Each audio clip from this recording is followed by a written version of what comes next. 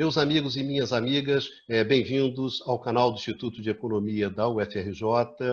O meu nome é Ronaldo Bicalho e essa é a edição de número 18 do Conversas sobre o Mundo Contemporâneo, que é uma mesa redonda de professores do Instituto de Economia discutindo sobre o que está rolando no mundo hoje, sobre a nossa contemporaneidade.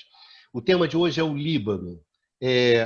A explosão no porto de Beirute acirrou uma crise econômica e política que já vinha rolando no Líbano.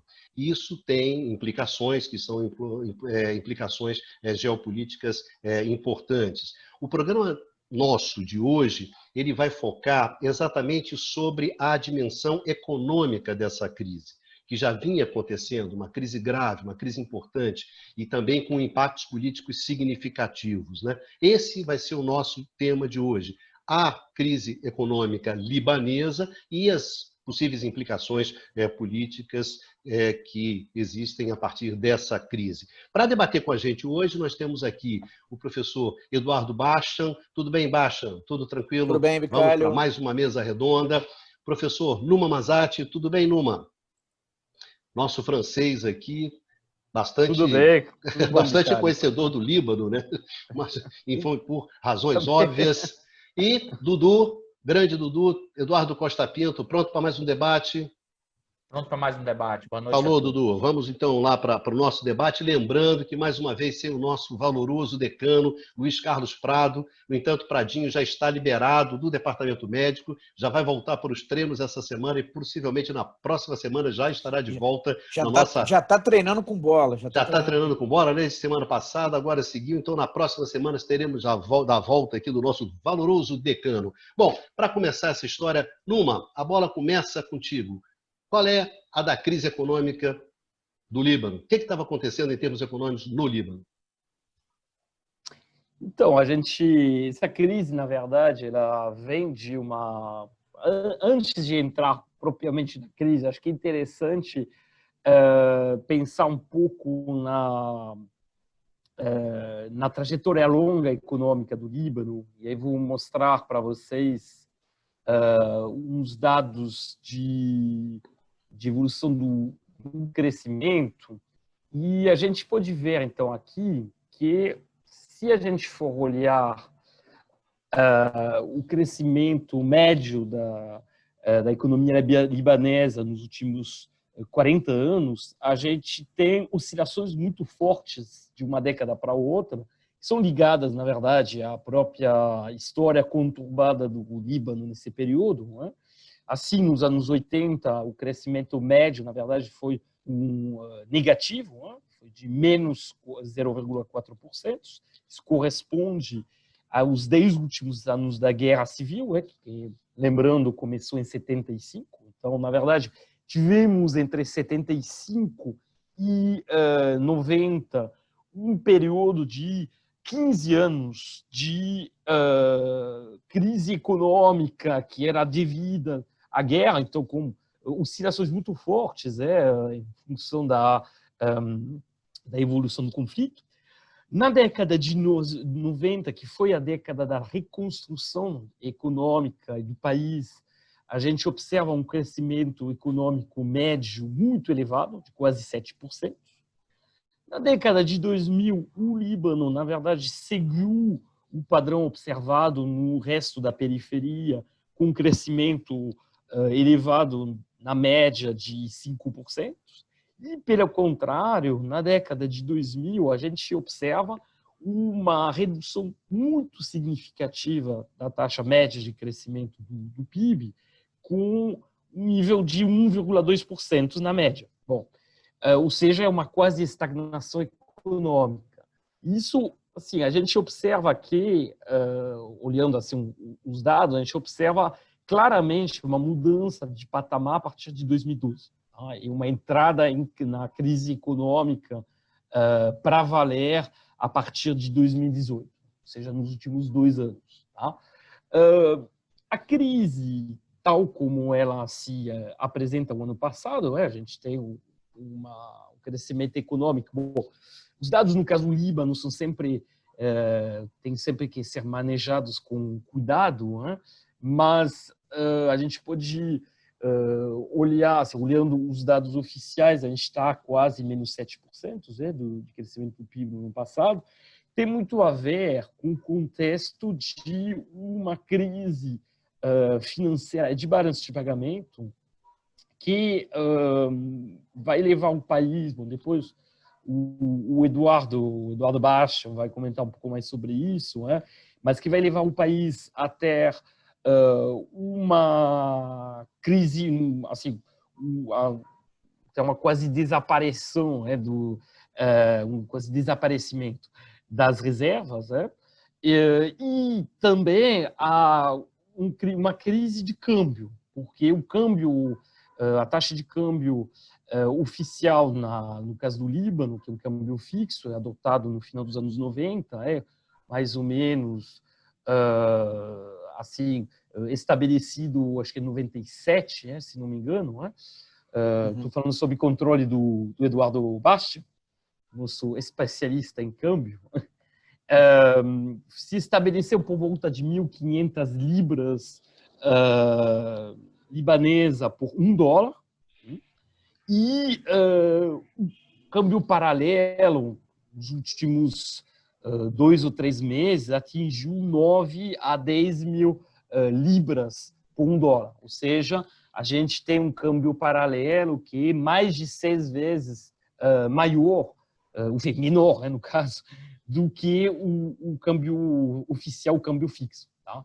Então, claramente, a gente tem mais um episódio de uma economia periférica com um câmbio fixo que passa por uma crise de balanço de pagamento. Esse câmbio fixo estava sustentado graças à proposição de taxas de juros elevadas, na casa dos 20%, na média, nos últimos 10 anos. Só que, a um determinado momento, isso particularmente no final de 2018 e no início de 2019, mesmo com essas condições a priori muito favoráveis, os investimentos em portfólio, porque o Líbano é um receptor bastante limitado de investimento direto estrangeiro. Os dados, mesmo se, obviamente, uma parte desses investimentos diretos, na verdade, nem são contabilizados no balanço de pagamento. Bom, uma outra questão que a gente vai evocar mais pela frente, né? Na prática, a maior parte dos fluxos que entravam na economia libanesa eram fluxos, assim, eram investimentos em portfólio. Tá? E o problema é que, realmente, a situação do país se complicou muito por conta, particularmente, das tensões geopolíticas que existem na região. Por exemplo, o Irã, que era tradicional, assim, parceiro do econômico e comercial também, e financeiro do Líbano, como passa por dificuldades econômicas importantes há uns 3, 4 anos, inclusive por conta das sanções econômicas americanas que se endureceram no período recente. Ora, o Líbano era meio que usado pelos capitalistas iranianos, pelos homens de negócios iranianos, como uma espécie de plataforma, ou seja, um investimento iraniano para fora, os fluxos de capitais iranianos passavam muito pelo Líbano.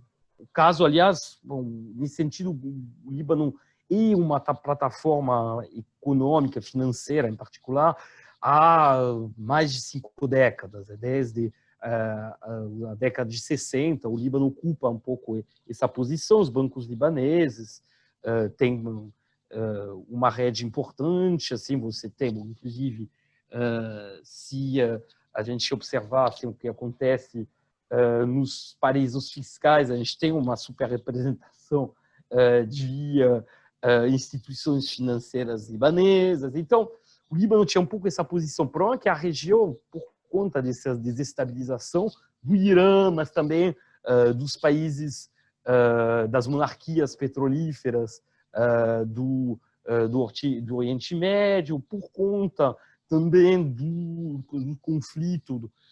dos conflitos no Iraque, na Síria, todo esse contexto geopolítico pouco a pouco, bastante desestabilizado, também agiu como um desestabilizador da economia libanesa. Tá? Então, vou passar um pouco a palavra ao Eduardo Bastian para falar um pouco sobre esses aspectos macroeconômicos, e depois eu acho que seria interessante voltar a umas questões mais estruturais, tá? Mas vamos deixar a bola rolar, como dizemos, né? Então, Eduardo, por favor. Obrigado, Numa. Na verdade, até para fazer algumas observações macroeconômicas, eu vou remeter a questões estruturais, né? Porque, na realidade, se nós virmos, o Líbano é um país que tem um problema estrutural de balanço de pagamentos. Tá? Que é um país que tem uma estrutura produtiva muito limitada, né? Que importa grande parte daquilo que é consumido e que importa grande parte daquilo que é consumido domesticamente. Né? E de onde que o Líbano obtém, então, as divisas, né, a moeda estrangeira para importar esses bens e serviços consumidos domesticamente? Tá? As principais fontes, né, de moeda estrangeira, de dólares, da economia libanesa, né? Os principais setores dessa economia são o turismo, tá? Mas principalmente, como Numa chamou a atenção, o setor financeiro.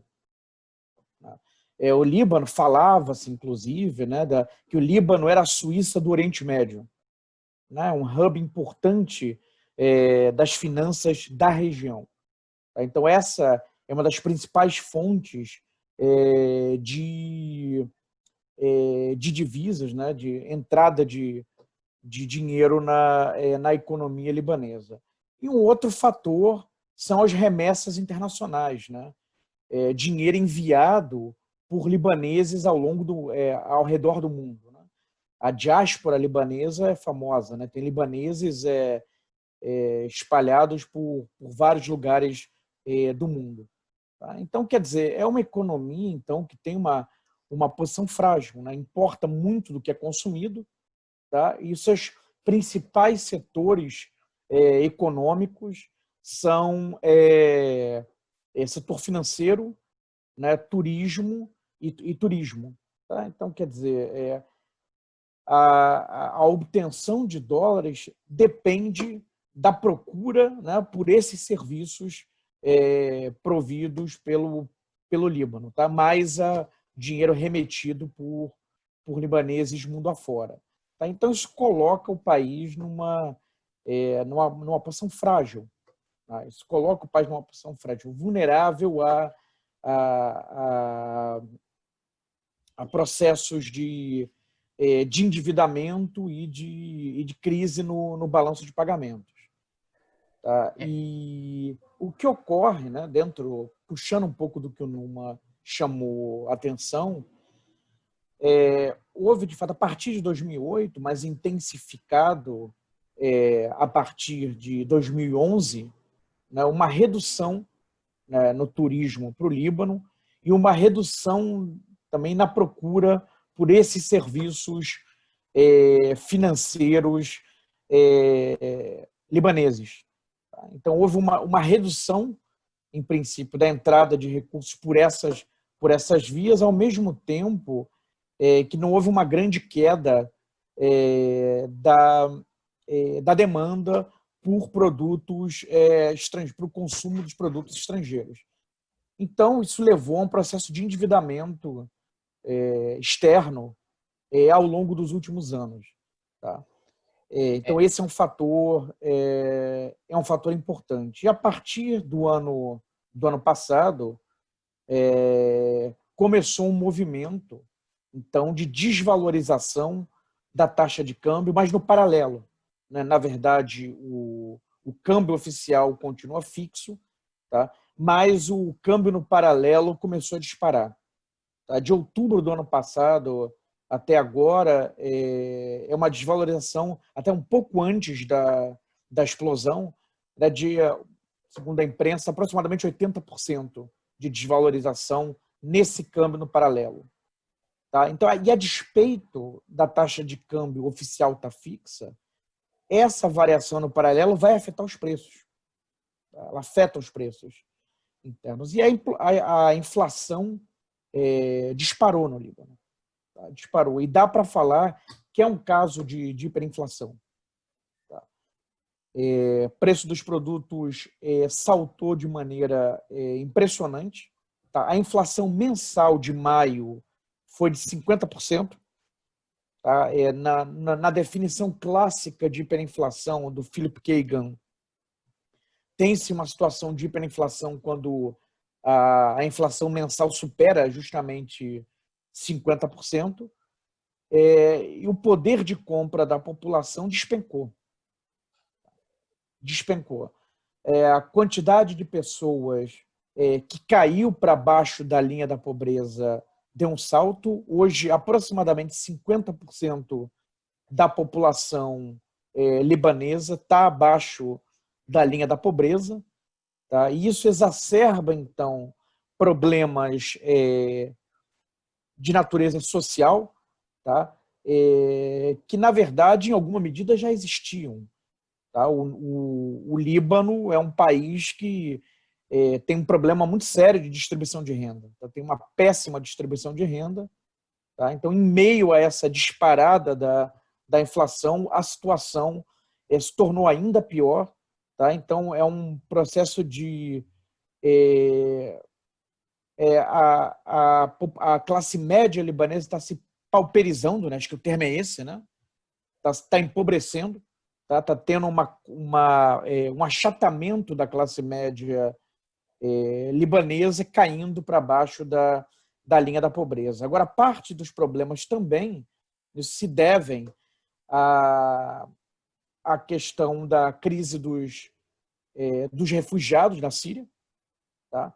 Houve uma entrada maciça de sírios fugindo da guerra para o Líbano, tá? A ponto que, em 2014, tá, muito antes da gente ouvir no Ocidente sobre a crise de refugiados, que, na verdade, a gente passou a ouvir mais quando essa crise chegou na Europa, o Líbano já estava sofrendo com isso. Né? 1/3 da população libanesa, ao final de 2014, era composta por refugiados da Síria. Tá? Então, uma grande entrada de população num país com população pequena e que já estava enfrentando uma situação de piora econômica. Então, feitas essas observações, eu passo para o Dudu, depois posso voltar também, detalhar mais esse... Isso, eu ia completar, porque a gente estava vamos dizer assim, no vestiário conversando sobre isso. Isso, e depois posso trazer outros elementos também. Mas eu ia mesmo passar para você. Não, e para reforçar o dado que você trouxe, por exemplo, o Líbano hoje não, em 2018, tinha aproximadamente 6,8 milhões de pessoas, tá? Sendo que em 2010, o Líbano tinha 4,8 milhões de pessoas. É uma taxa de crescimento populacional gigantesca, ou seja, você quase aumentou a sua população, tá, em quase 50% em 4 anos. E isso só consegue ser explicado por um fluxo migratório gigantesco da Síria. E aí o que o Numa já tinha levantado no início, todos os problemas geopolíticos da região tiveram como catalisadores, tá, elementos e tiveram impactos enormes sobre a questão do Líbano. E acho que você trouxe um ponto, Baixa, além disso, que eu queria ressaltar aqui, que é a perda, talvez, do poder financeiro do Líbano. Aqui, como é uma conversa, eu vou levantar uma hipótese, a gente não tem certeza, e a leitura sobre isso, não sou especialista e não sei o quanto tem, é o quanto a perda do Líbano, enquanto um sistema financeiro, está associada a um avanço do combate à lavagem de dinheiro, ou seja, os mecanismos utilizados principalmente pelos Estados Unidos no período recente de combate à lavagem de dinheiro, como isso pode ter sido algum tipo de instrumento, vamos dizer assim, que reduziu a capacidade do Líbano de ter essa porta de entrada na questão de financeira? É uma hipótese só que eu vou levantar aqui, que não vamos responder, mas eu achei importante pensar isso nesse cenário, porque é exatamente a partir de 2011, como você bem alertou, que o livro vai perdendo força na questão como um importante sistema financeiro naquele espaço territorial da região. É só um gancho que eu trouxe para acrescentar esse argumento. Eu acho uma hipótese interessante, né? Isso teria que ser explorado, né? Claro. Olhar os dados examinados, mas é uma hipótese interessante. E que isso conecta completamente com o que o Numa Porque é um falou. cerco geopolítico, né? Isso, exatamente. Mas antes da gente entrar nessa discussão do cerco que a gente vai, acho que o Numa queria voltar nas coisas mais, alguns elementos da economia, antes da gente entrar nessa discussão de política e de geopolítica. Só foi uma porta de entrada, mas eu acho que a coisa econômica a gente tem que avançar um pouco mais ainda, não é isso, Numa? Me corrija se eu estiver falando besteira. Sim, não, claramente. Não, sim. Não, na verdade, assim, eu vou só acrescentar alguns elementos, observações que já foram feitas por vocês dois, né? Particularmente em relação à dependência do Líbano. O Líbano tem uma dependência aí que se conecta também com as questões políticas, tem uma fortíssima dependência em bens básicos, e particularmente em trigo. Aí eu peguei os dados da FAO e dados de 2018 indicam que 88% do trigo consumido no Líbano é importado. E pensam que o trigo constitui a base da alimentação, seria o equivalente do arroz no Brasil. Tá? Então, ou do milho no caso do México, que, aliás, é outro país que também passou a depender muito das importações de milho, em particular em proveniência dos Estados Unidos. Um país que, em algum momento, a gente tem que falar aqui no nosso programa. Pois é, não, com certeza. No caso do Líbano, a maior parte desse trigo, isso é interessante também, aí alimentando mais ainda o nosso futuro debate geopolítico, vem da Ucrânia e da Rússia. É importado da Ucrânia e da Rússia.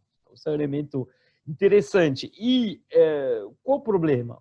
O problema é que, por conta da crise de balanço de pagamento que se estabeleceu no ano passado e entrou na sua fase terminal esse ano, porque, na prática, desde março de 2020, o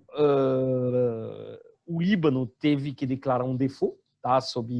Inclusive estava negociando com o FMI sem sucesso. Houve, acho que, 17 reuniões seguidas até a semana retrasada, que não levaram a nenhuma resolução. O Líbano pedindo um plano de ajuda emergencial de 10 bilhões de dólares, e também que... Isso mesmo antes da explosão, é importante chamar a atenção do ouvinte para isso. Sim.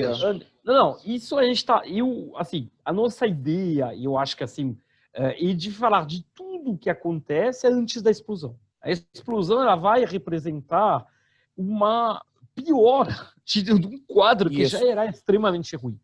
Porque... Olha, só chamar a atenção de uma coisa, desculpa ele interromper. Eu li uma matéria de um grande jornal internacional, ou foi do New York Times, ou do Le Monde, que era da véspera da explosão, falando sobre a crise libanesa.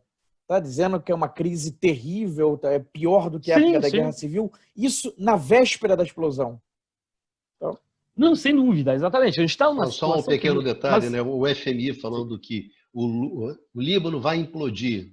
Bom, implodiu, né? Literalmente. Nossa, literalmente.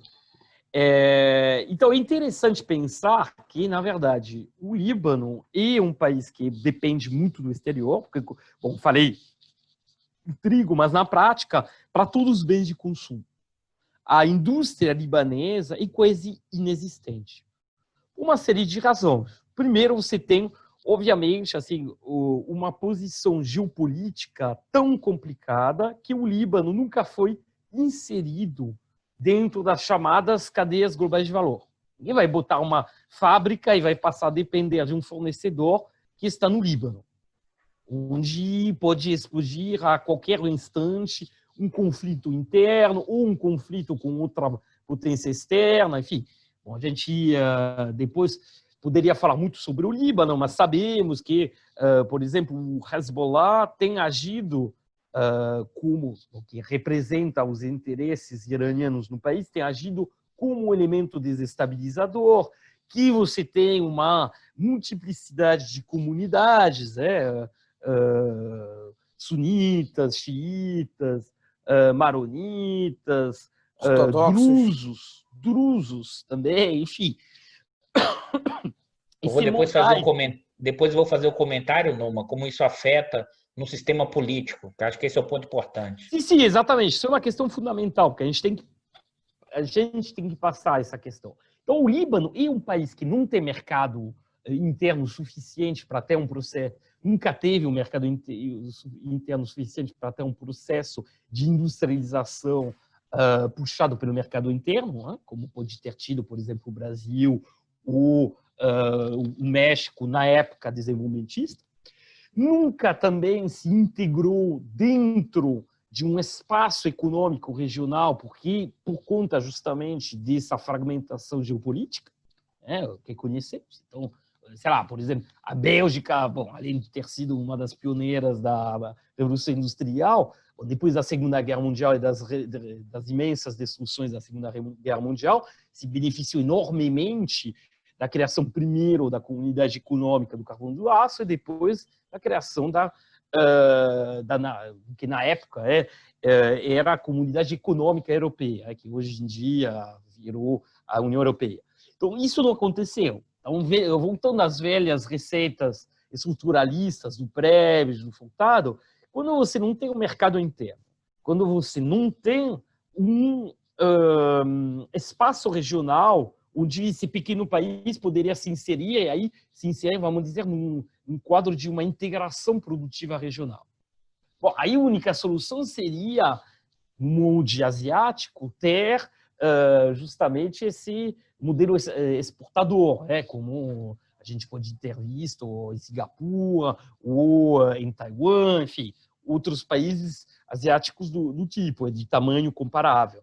Só que o problema, como eu falei para vocês, a própria incerteza geopolítica fundamental que acompanha o país, o próprio fato que no momento onde houve vamos dizer, esse reforço dessas cadeias globais de valor, particularmente a questão da eletrônica, nos anos 80, era um momento onde justamente você tinha uma guerra civil no Líbano. Isso fez com que o Líbano, na verdade, em termos produtivos, não tem quase nenhum potencial.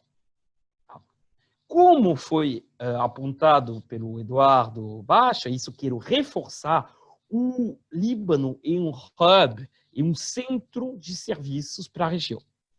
O Eduardo insistiu muito na questão dos serviços financeiros, da qual eu tinha já falado, mas que é muito importante, mas também um centro de serviços de educação. A Universidade Americana de Beirute, a Université Saint-Joseph, a Universidade Americana assim, tem ensino em língua inglesa, a Université Saint-Joseph tem ensino em língua francesa. São universidades que são, bom, se você olha, bom, a gente sabe o que vale, mas se a gente olha essas classificações internacionais, das 10 maiores universidades do mundo árabe, das 10 melhores, 4 estão no Líbano, que representa menos de 1% da população na região.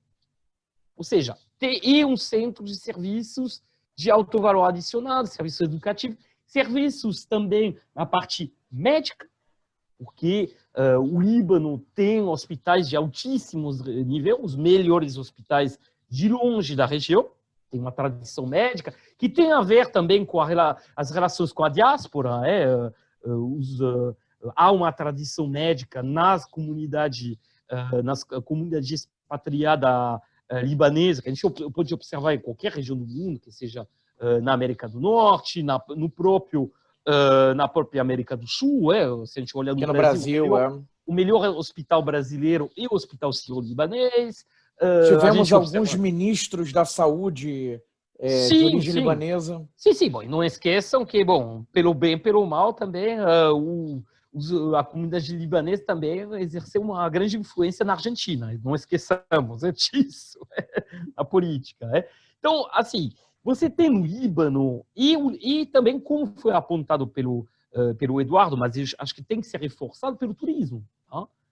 Lugares como Byblos, como Baalbek, que provavelmente as ruínas mais bem conservadas dessa região do mundo, são lugares importantes. Você tem assim uma cena de restaurante muito consolidada em Beirute. O Eduardo falou do apelido de Beirute como a Suíça do mundo árabe, mas também foi chamado também de pequena Paris do mundo árabe, tá? Por muito tempo. Então, a gente tem todo esse papel de serviço. Qual o problema? O que acontece quando numa região você tem instabilidade, você tem guerra, você tem a multiplicação dos atentados? Isso é muito ruim para esses serviços.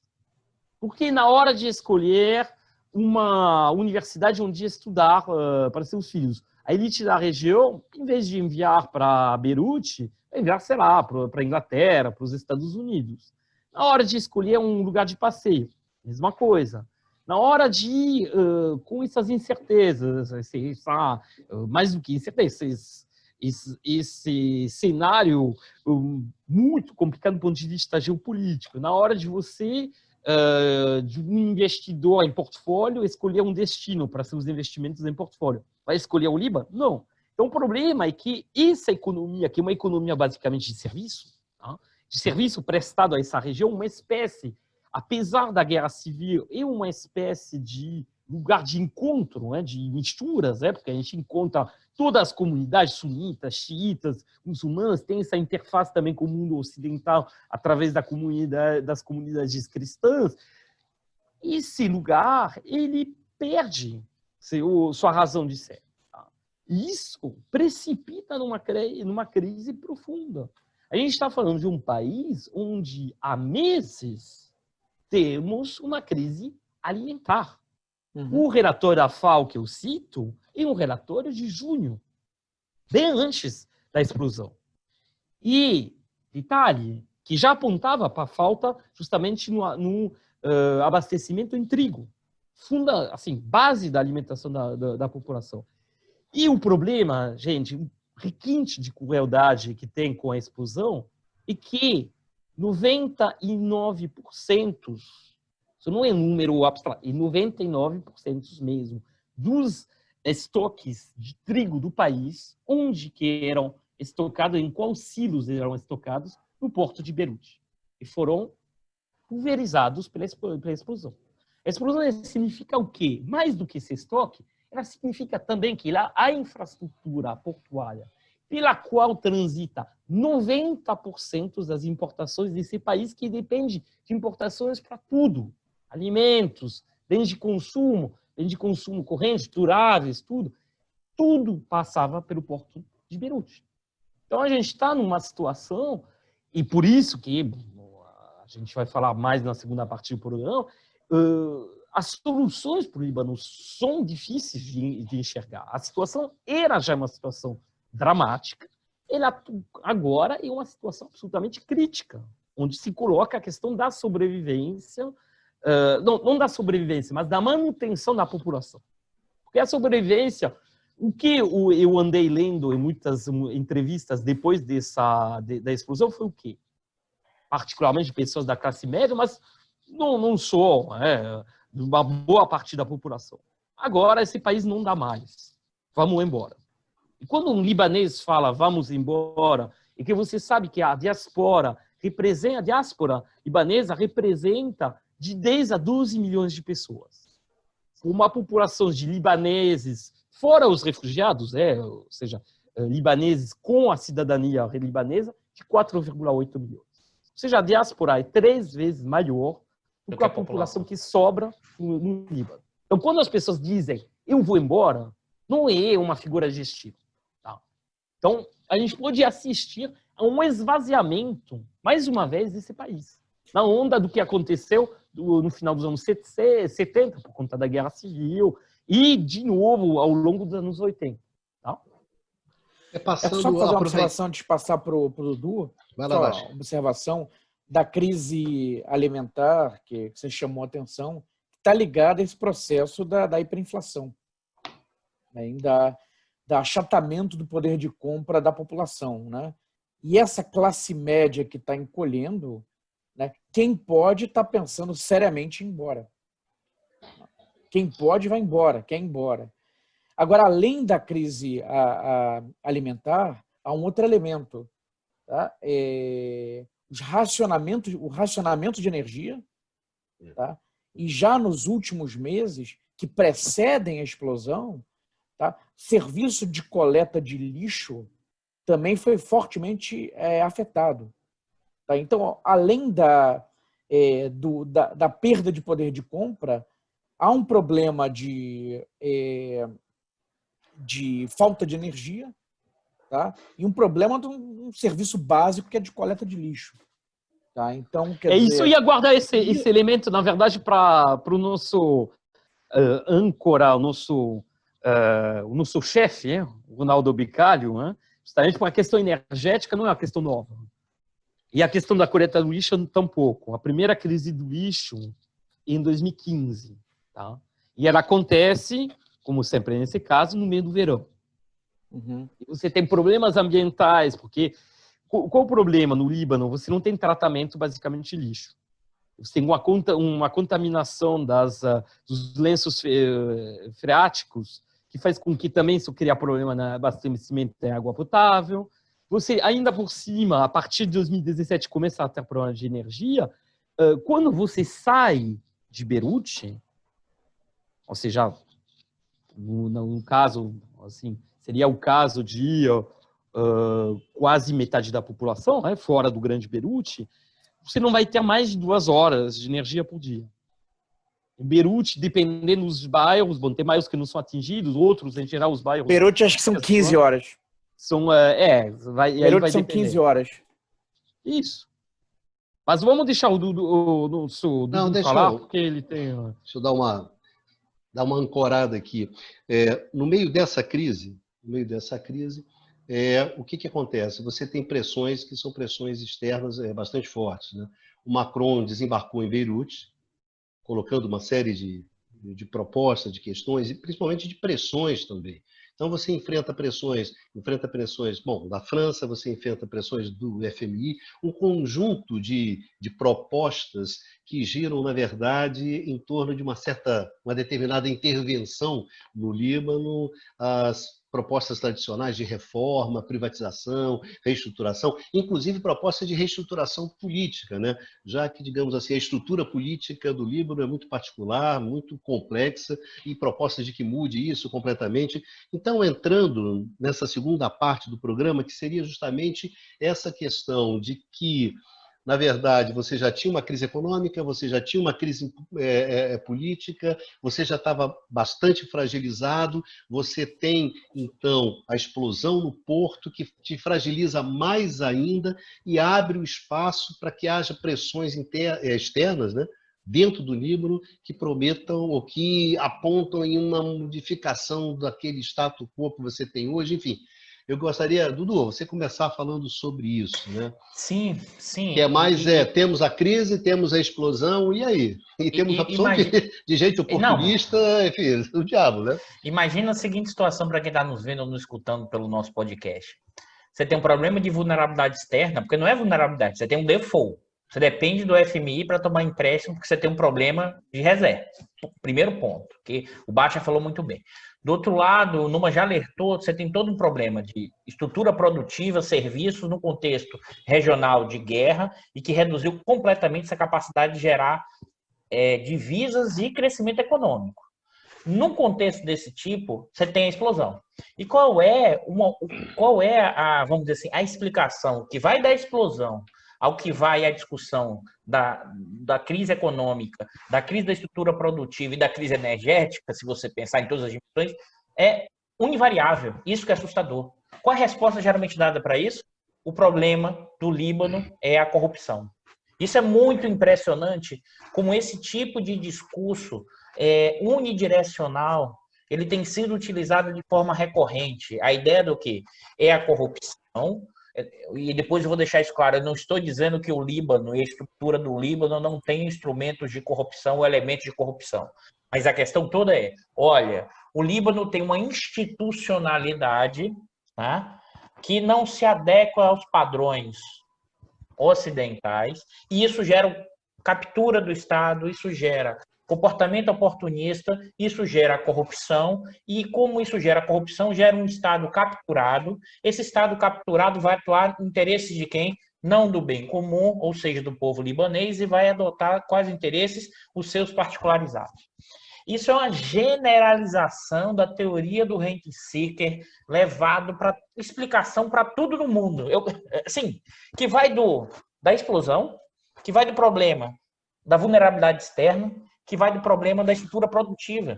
Isso é de uma, vamos dizer assim, é de uma incapacidade analítica, né, que eu até entendo, entendo em que sentido. Isso pode ser um argumento de incapacidade analítica, mas é um instrumento fundamental de legitimidade e dominação. E por que eu fiz esse preâmbulo? Porque isso está associado ao quê? Por que eu fiz esse preâmbulo? Porque se você olhar o Macron, se você olhar o FMI, a lógica é o seguinte, o problema do Líbano é a corrupção, e você tem que mudar o quê? A forma, ou seja, não vou nem mandar dinheiro. Ou seja, a trajetória que o Numa e o Baixa descreveram muito bem aqui, depois da explosão, é de um processo calamidade pública, social, econômica gigantesca, assim, é crise humanitária pesada. E a discussão é, vamos mudar o sistema político para acabar com a corrupção, porque a corrupção é responsável por tudo, até pela explosão, né? E acho importante, antes de entrar nessa discussão específica, a gente tem que entender, para quem está nos vendo aqui, o que é o sistema político libanês, tá? E aqui é interessante isso, porque, na verdade, é muito diferente do que a gente tem da nossa representação. Na verdade, o sistema político é chamado de sistema político confessionalista, e ele é dividido em divisões sectárias, religiosas, ou seja, o Estado e o sufrágio, ou seja, a votação, é dividida em comunidades religiosas. Só para vocês terem ideia, né? E aí, lembrando, isso foi imposto, né, ainda no período colonial, né? Colonial porque, na verdade, o Líbano foi colônia francesa, né, com o fim do Império Otomano, né? Durante o período, então, você teve essa imposição desse tipo de sistema, que é uma ligação entre Estado, religião e sistema político, né? Isso foi a forma que você encontrou para você criar algum grau de coesão interna entre essas várias facções, ou se você pensar, várias identidades culturais, né, completamente diferentes que entravam em conflito. Então, estou chamando de eleição por quê? Porque, por exemplo, esse sistema vai ser reconfigurado a partir do fim da Guerra Civil e, por exemplo, são 128 cadeiras no parlamento, que são divididos dessas 128 cadeiras, 64 vão para os cristãos, 34 para os maronitas, 14 para os ortodoxos orientais e o restante dividido em outras 5 comunidades. As outras 64 cadeiras vão para as comunidades islâmicas, mais os drusos, 27 sunitas, 27 xiitas, né? Observe que você tem aqui, nesse tema político, você divide assento, cadeira no parlamento a partir dessas etnias. Além de tudo, você ainda tem um partido político, que é o Hezbollah, né? Que, na verdade, se estrutura, ele tem apoio de diversas etnias, porque o Hezbollah é fundado, estruturado para o combate a Israel. Então, imagine o seguinte, eu tenho uma configuração que está estruturada a partir de uma realidade específica.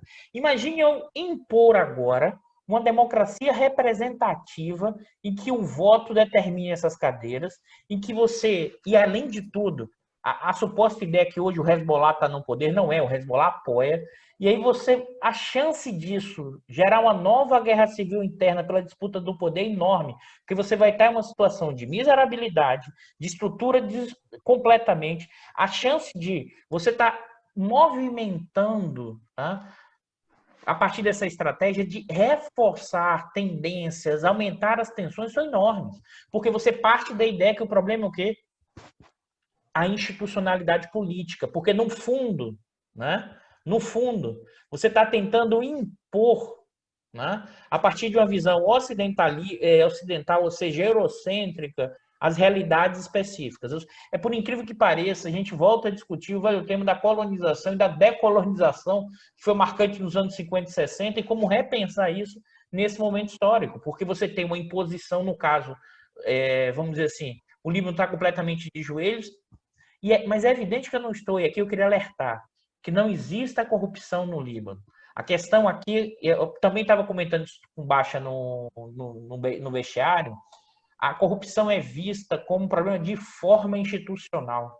É como se o problema é o seguinte, olha, eu resolvo a forma institucional, eu acabo a corrupção. Na verdade, a corrupção tem que ser vista como um problema das estruturas sociais, da profunda desigualdade, da capacidade do andar de cima.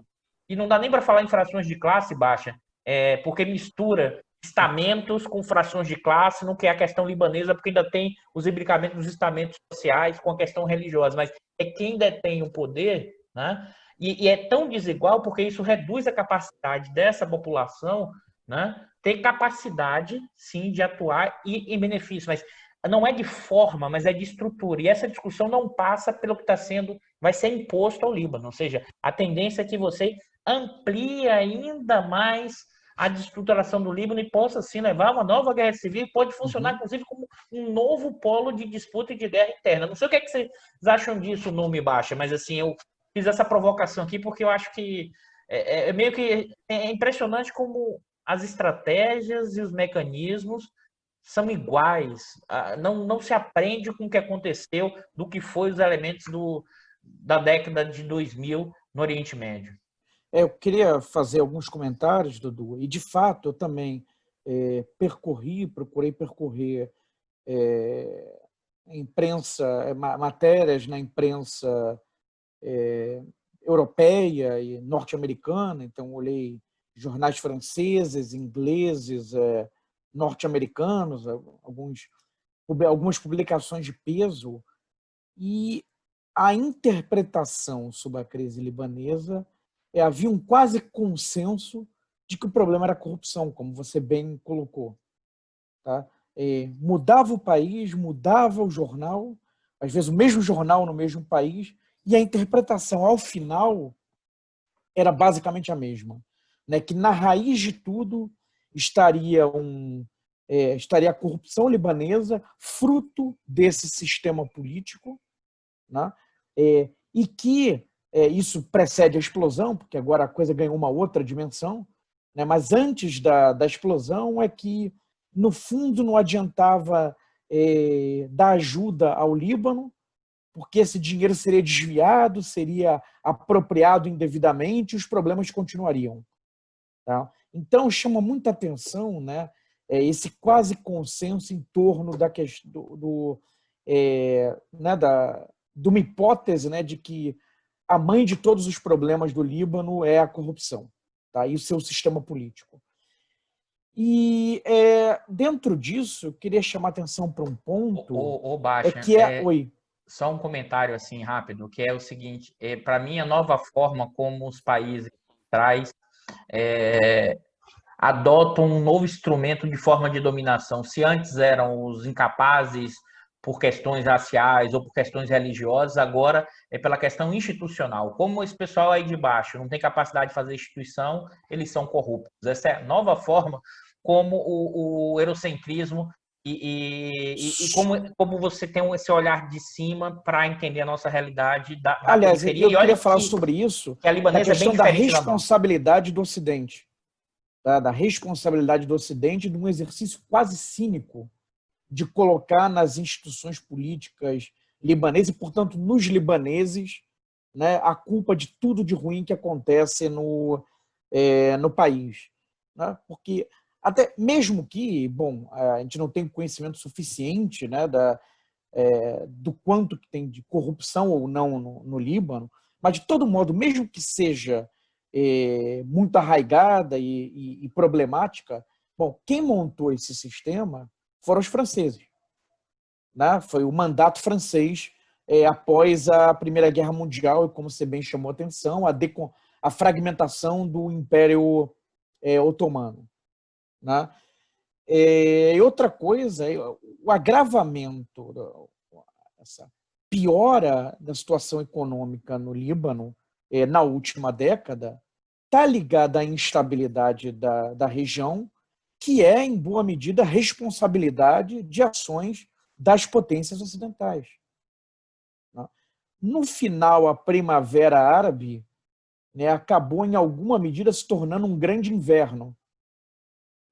A partir de movimentos, é verdade, legítimos, né, em diversos países, houve uma tentativa de aproveitar, né, esse gancho, tá, para retirar do poder mandatários, muitas vezes ditadores, é verdade, tá? Não são exatamente figuras simpáticas, mas que eram oposicionistas, né, por exemplo, dos Estados Unidos, né? Tinham outras alianças. Então, potências ocidentais tentaram aproveitar esse movimento, tá? E isso vai se traduzir, por exemplo, nas guerras ali internas na Líbia e na Síria. É baixa, só uma coincidência, né? Interessante que não chega na Arábia Saudita, ou não chegou na Pois proporção é, grande na e Arábia tem acho que Saudita, no né? Bahrein, Que é um agora eu não ditador me recordo, sanguinário. talvez o Numa saiba melhor, no Bahrein o movimento foi rapidamente reprimido, tá? Que inclusive os sauditas mandaram tropas, reprimiram rapidinho em 2011, acho que foi no Bahrein, né, Numa? E não se falou muito nisso, tá? Não se falou muito nisso, tá? Bom, e na Síria, então, é Não, onde...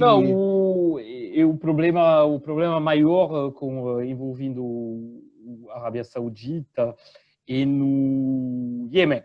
Iêmen. No Iêmen. Iêmen. Aí, Mas onde não está tendo houve um uma movimento... guerra e não há muito... Sim, mas eu digo, ali naquele movimento, né, da Primavera Árabe, ainda em 2011, se eu não Uhum, me engano, começaram manifestações uhum, no Bahrein que foram uhum. rapidamente reprimidas, sufocadas, sem que houvesse maior repercussão na imprensa ocidental, tá? Ou questionamentos, contestação, tá? E na Síria, bom, os efeitos foram dramáticos, continuam dramáticos, né? E isso atingiu o Líbano, né? Com essa onda de refugiados, com essa massa de refugiados que foi para um país, para o Líbano, tá? Pensar, Um né, país que baixa. já tinha os seus problemas, E né? Como afeta eu chamei a atenção no começo do programa, a população disparou no Líbano, não havia emprego para essas pessoas que chegaram lá como refugiados. Na verdade, quando conseguiu emprego, isso tinha uma resistência da população local, que enxergava que esses refugiados estão tomando nossos empregos. Tá? Começaram a ir para o setor informal, condições de vida complicadas. Na verdade, no meio desse processo também, problemas de violência urbana começaram a crescer. Tá? Então, parte dos problemas do Líbano, tá, decorrem de processos de fragmentação e instabilidade que tiveram ali o dedo do Ocidente. Tá? E isso a imprensa no hemisfério dos países ricos do hemisfério norte não fala. Né? Na sua responsabilidade no processo de instabilidade da região que vai respingar no Líbano. Tá? E não foi pouca coisa. Também pela via econômica que a gente já comentou, né? Que acho que principalmente o Numa. Bom, servindo aqui, fazendo a minha função de âncora, batendo aqui no nosso horário, no nosso limite, né? Encerrando, dar uma direção aqui para encaminhar o encerramento dessa nossa conversa. Eu queria perguntar para vocês o seguinte: evidentemente que o tema do Líbano é um tema extremamente complicado, né? Se você pega Irã, pega a Síria e pega o Líbano, são três países essenciais dentro do jogo geopolítico do Oriente Médio, envolvendo uma série de coisas que passam, né, Dudu, até até pela Rota da Seda, lá, se você quiser brincar lá com essas questões. Então, é um tema extremamente complexo. O Líbano não é uma questão fácil, né? Eu lembro que na discussão entre a gente, né, se a gente colocava o Líbano ou não na discussão, né, Márcio? Na mesa, alguém lembrou, rapaz, isso aí é uma Libertadores, é como jogar na Bomboneira, é muito complicado. É vespeiro, né? Aquela coisa. É vespeiro. Vamos aqui num tema que seja mais um carioquinha, uma coisa assim mais Isso, simples. Vamos jogar uma bola para o lado, né? Isso. Então, a gente tem essa noção de que é um tema e que não tem a gente não tem a menor intenção de esgotar esse tema, mas o que a gente procurou aqui foi justamente trazer alguns elementos, principalmente no que diz respeito à economia, né? Que bem ou mal é a nossa praia, onde acho que a gente pode dar uma contribuição melhor, né? O que eu queria perguntar para vocês aqui, para dar uma fechada no programa... Ô, Bicalho, só não vale fechar o programa fazendo aquelas perguntas difíceis demais, porra. Não, o que eu acho que é uma Olha, questão... a gente podia colocar uma coisa aqui, quando a pergunta é difícil demais, ele também tem que responder. Também tem que bater o pênalti, não é isso? Não, o cara tem que ir lá bater Goleiro também. bate o pênalti, goleiro tem que bater o pênalti. Não, a questão é a seguinte, por exemplo, muito se fala, né, sobre a pandemia, sobre a crise econômica extremamente grave e sobre a possibilidade que você tenha algum tipo de mudança de política econômica. Olha, só uma coisa, Bicalho, tudo isso no meio da pandemia. Isso, que também afetou a indústria do turismo no Líbano. É que eu ia colocar, Baixa, é que sempre se coloca uma certa expectativa, uma certa esperança de que as coisas mudem, né, a partir da pandemia, da gravidade, da crise. E aí você vê, por exemplo, tem a situação do Líbano, onde você tem uma explosão no coração de Beirute, né, no porto. Aquilo tem um impacto econômico imenso, né, em cima da logística, de abastecimento do país, tudo. Aí vem os países ocidentais, aí o que eles propõem? Reformas. O que isso significa? A pergunta é simples, quer dizer, no meio de tudo isso, a proposta para o Líbano, vamos fazer aqui uma reforma casinha básica, e vai mais além, né? Inclusive propondo a reforma do sistema político, porque esse sistema político é corrupto, aqui, é o que temos, hoje na mesa. E só lembrando, Bicalho, que em 2019 tiveram enormes manifestações no Líbano, porque o presidente, à época, tentou passar reformas. Não, é isso, quer dizer... Foi um detonador, de reformas, medidas austeras, né? Uma agenda de austeridade fiscal. Então, para terminar, eu gostaria de... É isso mesmo? É isso que tem na mesa? Até para o Líbano, né? Porque... Dudu, começa você. Eu vou ser rápido. Posso falar depois? A gente deixa pro Numa fechar, que eu vou... que o Numa... A gente está combinando as jogadinhas ao vivo, né? Só a gente mesmo, né? A gente nem combina no vestiário. Aqui o programa e o making-off se misturam. Exatamente, é uma coisa só. Não é nem extra, né, Baixo? Não aparece nem no extra, nem junto. Uma esculhambação, como diria o Prado. Não, isso é a falta do Prado. O Prado isso é falta de comando do âncora. Isso. É falta de comando do âncora. Não, mas o Prado é uma referência, né? O Prado dá uma enquadrada de vez em quando, né? O âncora não manda nada, quem manda é o Prado, é o decano. Bicalho, eu vou ser muito direto, Bicalho. Eu acho que o que é que nós temos nesse momento para hoje é isso. Tá? Esse tipo de ajuste vale hoje para qualquer momento. O que tem em curso, se você pensa, o que é que o FMI, o que é que representa as grandes potências europeias, o Banco Mundial, no máximo, algum aumentozinho de política de transferência de renda, que é aquela coisa assim, eu também me preocupo com os pobres. A ideia em curso, em grande parte, é implementar o mesmo ajuste dos anos 90 com algum grau de modificação, que é assim, vou aumentar um pouquinho a transferência de renda, mas se você olhar, essa é a mesma agenda dos 90 do FMI e do Banco Mundial. Você tem problema no balanço de pagamentos? Eu imponho um ajuste estrutural e eu imponho reformas institucionais. É o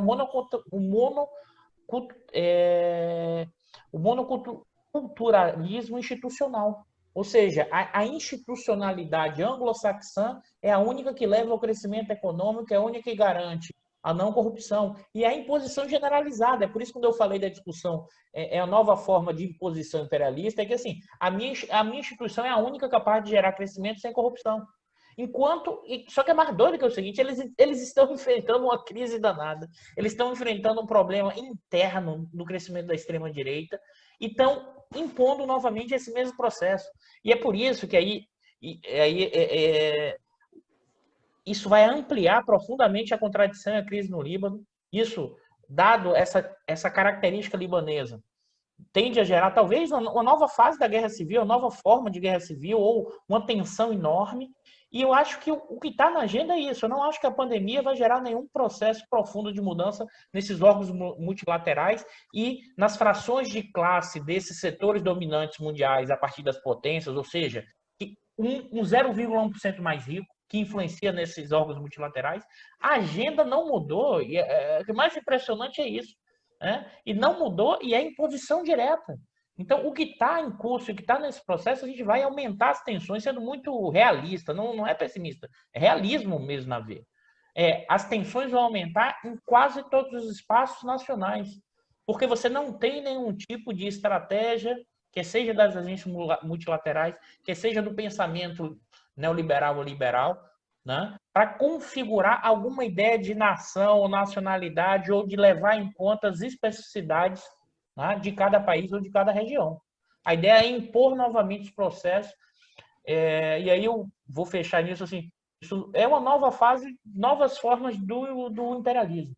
Né? Ou seja, a forma colonial ela deixa de existir, mas é uma forma de imposição cultural, institucional dos valores nas regiões mais pobres. Ou seja, isso acho que a pandemia não vai gerar, acho que a gente vai tensionar muito isso que tem para o Líbano, e isso é o que vai ter para quem tiver problema no balão de pagamentos. É isso aí, Baixazinho? É a receitona Olha, mesmo? eu vou É defender a casinha? Pois é. Bom, em 2002, tá, o prêmio Nobel Joseph Stiglitz fez uma apresentação lá no nosso Instituto de Economia da UFRJ. E ele contou um caso, né? Que ele estava no Banco Mundial no final dos anos 90, e aí houve a crise nos países asiáticos, e o FMI recomendou, né, para a Coreia do Sul fazer o ajuste fiscal. E aí ele perguntou para um técnico do Fundo Monetário, mas vem cá, por que vocês estão recomendando ajuste fiscal se as contas públicas da Coreia do Sul estão, em princípio, em dia, não tem nenhum problema? E o técnico respondeu, mas a gente sempre recomenda o ajuste fiscal. Então, é um pouco isso, né? É como o pessoal reclama aqui dos técnicos de futebol no Brasil, né? Que é sempre o mesmo caminho, né? Fechar casinha. Nós vamos fechar casinha, jogar fechadinho, tá retrancado, e aí resolve tudo. E não é assim. Né? E não é assim. Não há um respeito às especificidades dos países, né? Inclusive as suas idiosincrasias, tá? Mas acho que, na verdade, e da parte vamos dizer assim, da centro-esquerda ou da esquerda, há também uma escassez de ideias. Né? Há uma falta de ideias, uma falta de propostas mais concretas, tá? Para oferecer, para apresentar alternativas, tá? Uma agenda alternativa. Tá? De todo modo, isso não elimina o fato que essa agenda que vem sendo proposta ano após ano, lugar atrás de lugar, tá? Ela não oferece soluções. Tá? E isso tende, como usando agora a terminologia do Dudu, isso tende a tensionar, provocar tensões internas.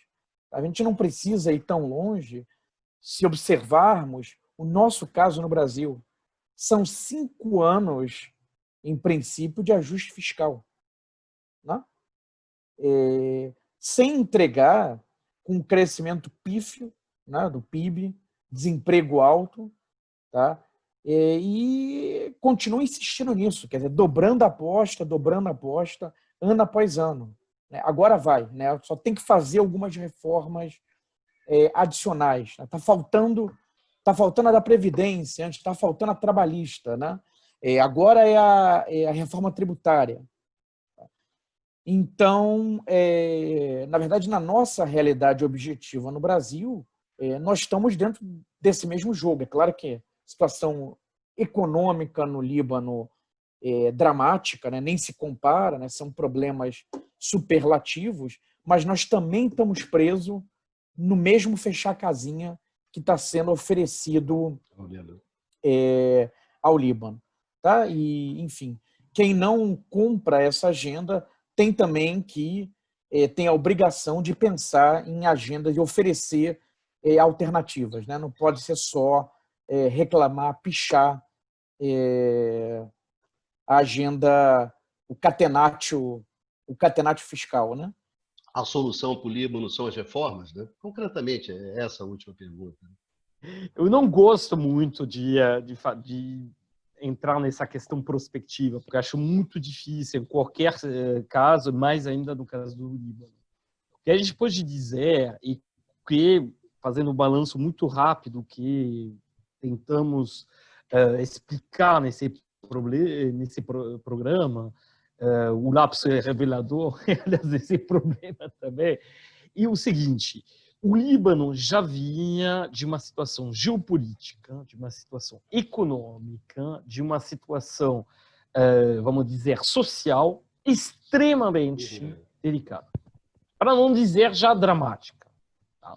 Os relatórios que foram citados nesse programa, que seja o relatório da FAO, mas relatórios também da Comissão das Nações Unidas pelos Refugiados, né? Mostra uma situação de um país, como colocaram muito bem a gangue dos Eduardos, que é absolutamente dramática. Qual país? A situação do Líbano é uma situação que junta muitos elementos que, em certos aspectos, dialogam com a situação do Brasil. Porque a gente tem, no fundo, uma organização socioeconômica no Líbano que não é tão longe do Brasil, ou seja, a classe média libanesa, por exemplo, costuma ter pessoas assim empregadas de casa. Só que no Líbano, uma especificidade que a gente não teve tempo de explorar, é que tem muito trabalhador estrangeiro que não são refugiados. Porque nas casas libanesas, os refugiados têm que pensar como o espaço libanês, é um país muito pequeno. Os refugiados não se misturam com o resto da população. Eles vivem em campos de refugiados. E não esqueçam que a questão dos refugiados, que é uma questão daí, voltando, que é uma questão que vem lá atrás do imperialismo, das potências, do jogo, da desestabilização regional pelos Estados Unidos e por seus aliados, fazem parte França, Inglaterra, Itália também, né? Obviamente um papel muito menor, né? Tudo isso leva para esse país uma massa de... Aí os números variam. Vou confessar para vocês, assim, vamos confiar no órgão das Nações Unidas pelos Refugiados. As últimas avaliações eram de 1,2 a 1,4 milhões de refugiados. Em outros lugares, você vê até 2 milhões. É impossível dizer. Mas vamos pensar que já lá na década de 70, o fluxo de refugiados palestinos, que já assim, foi um dos elementos de desestabilização que levou à Guerra Civil, em 75. Vamos lembrar o episódio dramático de Sabra e Shatila. Somos o nosso decano de hoje deve lembrar. A gente está falando de um massacre de 30 mil civis, crianças, mulheres, etc., por milícias. milícias essencialmente cristãs, mas não é tão fácil lá, porque dizer que tem os cristãos de um lado e os muçulmanos do outro é um erro completo no caso do Líbano. As alianças não cruzam as questões religiosas, é um país muito complicado de se entender. Então você já tem uma lógica própria, bastante complexa, que foi completamente desestabilizada no episódio, vamos dizer, como se chama? Colonial, mas não esqueçamos que nem o Líbano nem a Síria foram colônias, foram protetorados, é um pouco diferente, tá? Ou seja, você não teve uma administração colonial tão presente. Mandato. Isso, era um mandato, é uma situação bastante distinta, até porque servia muito os interesses das potências colonizadoras, porque esse era um espaço disputado pela França, pela Inglaterra, na época, enfim, a gente não vai entrar nesse detalhe. Bom, mas o ponto é o seguinte, que como pensar, isso acho que foi bem colocado pelo Eduardo, mas eu vou voltar, tem que voltar essa questão. Como pensar que um país onde quase um terço da população é de refugiados, onde você tem uma classe média alta, uma elite, que goza de privilégios comparáveis à nossa boa e velha elite brasileira. Ou seja, lá vai ter o chofer, vai ter a arrumadeira, vai ter a babá, vai ter, enfim, tudo aquilo que a gente costuma ver no Brasil. Só que, no caso do Líbano, essa organização é tão... E aí, só para mostrar o quanto há uma dificuldade de inserir os refugiados dentro do tecido social, do tecido econômico, do tecido político libanês. Quem são essas empregadas, essencialmente mulheres, que são usadas, que são exploradas nas famílias libanesas? São essencialmente filipinas. São 200 filipinas e etíopes. Você tem 50 mil etíopes e quase 200 mil filipinas. Então, você está num país onde você supostamente tem um reservatório de mão de obra gigante, oferecido pelos refugiados, mas que não são integrados. Porque você tem códigos. Isso é só para ilustrar a enorme complexidade que é o Líbano. O Líbano é um país que se reduz a uma dimensão. Obviamente, tem elementos materiais, tentamos mostrar os elementos estruturais, mas você tem questões muito complexas. Você tem a impossibilidade, ou quase impossibilidade, de obter consenso, por conta justamente, como mostrou bem o Eduardo Costa Pinto, da existência dessas comunidades. Cada comunidade quer defender a sua coisa. Nesse sentido, o Líbano lembra, enfim, e a imagem é pior, assim, em termos de desorganização política, do que a gente observa na Bósnia, onde você tem a República Bósnia com os bósnios e os croatas de um lado, a República Sérbica com os sérvios do outro, e ninguém consegue ter nenhum consenso. Então, é muito difícil pensar em reformas. Como vocês colocaram, de fato, as propostas habituais, porque, bom, tem a questão do FMI, que se coloca agora com as imposições habituais, corte de gasto público, corte de salários dos funcionários públicos, etc. Mas isso não é de hoje. Na verdade, não vamos esquecer da reunião de 2018 de Paris, que é onde foram decididos 11 bilhões de ajuda. Até agora, quanto chegou ao Líbano? Menos de 200 milhões.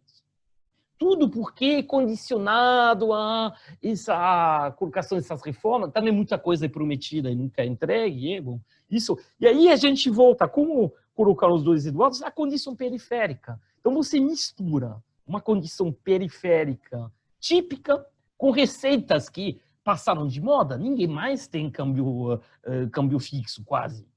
O câmbio flexível, o câmbio sujo, né, como foi adotado depois das crises na Argentina e outras. Ninguém mais tem esse sistema. Então, ter conservado isso é um anacronismo. Bom, depois você tem, de facto, esses problemas, assim, vamos dizer, de uma dependência extrema que só é viável se a economia de serviço funcionar corretamente. Dentro do contexto geopolítico, não funciona. Então, fazer reformas, qual reformas? Infelizmente, se fosse apostar, como já falei, eu apostaria numa terceira diáspora, sim, uma terceira onda de migração. E o Líbano é feito dessas idas e voltas. Você tem gente que voltou nos anos 90. Aí teve a crise de 2006, a guerra contra Israel. Não vamos esquecer desse episódio. Na guerra contra Israel, 60% da infraestrutura de transporte e de energia do país foi destruída. Então, de novo, você teve que reconstruir. Ou seja, imagine um país que a cada 15 anos tem que se reconstruir. E agora, você já tinha uma crise, a crise de balanço de pagamento, essa crise financeira, e aí, de novo, tem uma destruição. Gente, a gente está falando de centenas de milhares de pessoas que são desabrigadas. Um país como o Líbano, aí as estimativas variam, mas uns 15 a 30 bilhões de dólares que necessitaria uma reconstrução básica, representa algo enorme. A gente está falando de quase 60% do PIB. Tá? Então, e essa situação, então pensar em reforma, não sei. Sinceramente, eu não vejo caminho. Certamente o caminho do estrangeiro aí, podemos esperar que, de repente, por conta desse drama, né, haja uma mobilização menos interesseira e que não haja os condicionamentos habituais para ajuda ao Líbano, mas vamos dizer que o passado não incita muito esse otimismo nesse caso. Tá? Microfone. Bom, obrigado, Numan. Obrigado ao Costa Pinto, Bastianzinho, pelo debate, né, pela discussão. O tema, eu acho que é um tema muito difícil, mas eu acho que a gente procurou aqui agregar algumas informações, né, conhecimentos e análises para que as pessoas possam entender um pouco o que está rolando no Líbano, né? Essa é a finalidade desse programa, é sempre procurar ajudar as pessoas a entender um pouco o que está acontecendo no mundo, né? Então, queria agradecer a vocês, queria agradecer aos nossos amigos, né, às nossas amigas que nos acompanham e convidar vocês para a próxima semana, né, para mais um programa do Conversa sobre o Mundo Contemporâneo, aqui no canal do Instituto de Economia da UFRJ, né? Esperando já contar com a presença do Pradinho na semana que vem. Então, se cuidem, vamos em frente e nos vemos na próxima semana aqui no canal do Instituto de Economia da UFRJ.